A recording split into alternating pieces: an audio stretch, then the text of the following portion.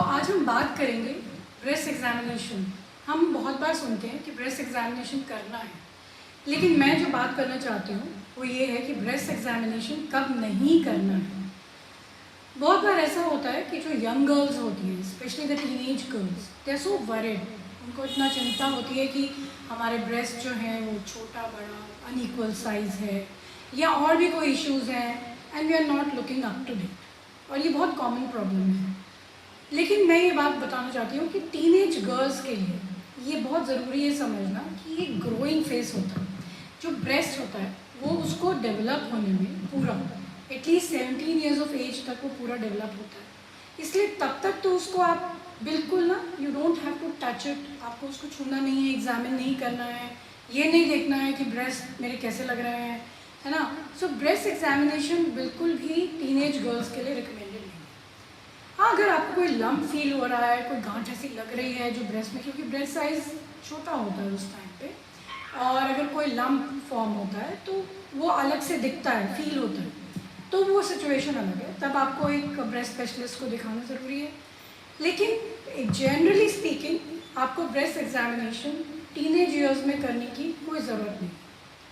Coming to adulthood, जो हमारी adult महिलाएं हैं बिफोर 40 भी ब्रेस्ट एग्जामिनेशन तब तक रिकमेंडेड नहीं है अनलेस एंड अनटिल कोई स्ट्रॉन्ग फैमिली हिस्ट्री हो सीरियस। तब तक हमें ब्रेस्ट एग्जामिनेशन जो है we don't recommend in young adult women before 40। तो ब्रेस्ट एग्जामिनेशन एग्जैक्टली करना कब है? तो हमारी जो गाइडलाइंस हैं, जो अभी प्रपोज WHO गाइडलाइंस है, NCCN गाइडलाइंस, वो यही कहते हैं कि आपको 40 के बाद मंथ में एक बार सेल्फ ब्रेस्ट एग्जामिनेशन और साल में एक बार clinical breast examination. Self breast examination का मतलब है कि आप खुद अपने ब्रेस्ट को एग्जामिन करेंगे और उसके लिए एक प्रोसीजर होता है। उसमें आप स्टैंडिंग और लाइन डाउन पोजीशन में करते हैं। और how to do a self breast examination, you will find the link in the same video. आप उस पर क्लिक करेंगे तो आपको मिल जाएगा सेल्फ ब्रेस्ट एग्जामिनेशन कैसे करना है। क्लिनिकल ब्रेस्ट एग्जामिनेशन का क्या मतलब है? क्लिनिकल ब्रेस्ट एग्जामिनेशन का मतलब है कि कोई ब्रेस्ट स्पेशलिस्ट यानी कि क्लिनिशियन आपका ब्रेस्ट एग्जामिन करेगा। तो साल में एक बार आप after the age of 40 once in a year a clinical breast examination should be done. वो आपके ब्रेस्ट एग्जामिन करेंगे। अगर रिक्वायर्ड होगा तो वो अल्ट्रासाउंड के लिए रिकमेंड करेंगे या मैमोग्राम के लिए रिकमेंड करेंगे, नहीं तो फिर सिर्फ breast examination and we are done. और इसके अलावा एक मैमोग्राम, तो mammogram can start at the age of 40।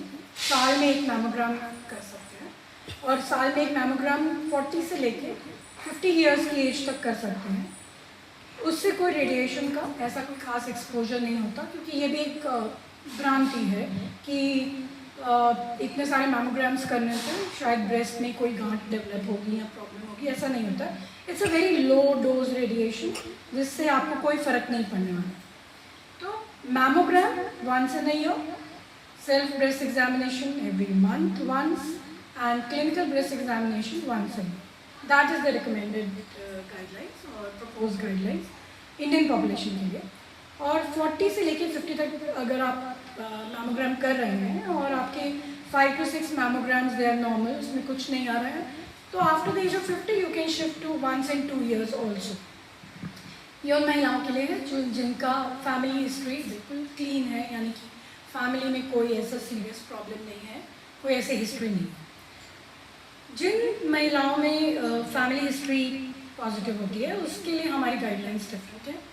सो उसमें क्लिनिकल एग्जामिनेशन जो स्टार्ट होता है that starts at a early age, वो 20s में हम स्टार्ट करते हैं, एंड मैमोग्राम 35 की एज में स्टार्ट हो जाता है। तो वो गाइडलाइंस अलग है। अगर ऐसा कोई सिचुएशन है तो वो आपको ब्रेस्ट स्पेशलिस्ट से मिलके वो फिर पूरा it is a evaluation based on your history कि कैसी हिस्ट्री है, उसके ऊपर डिपेंड करेगा कि आपको कितना फ्रीक्वेंटली करना है और आगे आपको कैसे लाइफ में चलना है।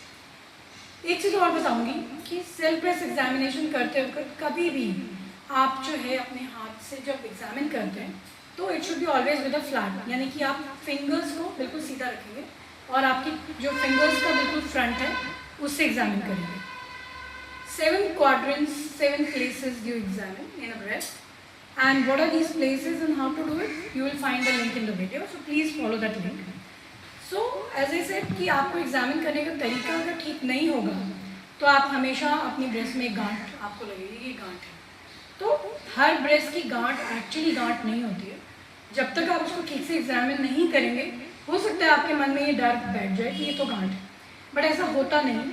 लेकिन अगर आपके मन में है तो मैं यही कहूँगी कि आप क्लिनिशियन को दिखाएं, ब्रेस्ट स्पेशलिस्ट को दिखाएं और अपनी गलत फहमी दूर करें। और सेल्फ एग्जामिनेशन के स्टेप्स आप लिंक में देख के फॉलो कर सकते हैं। ओके।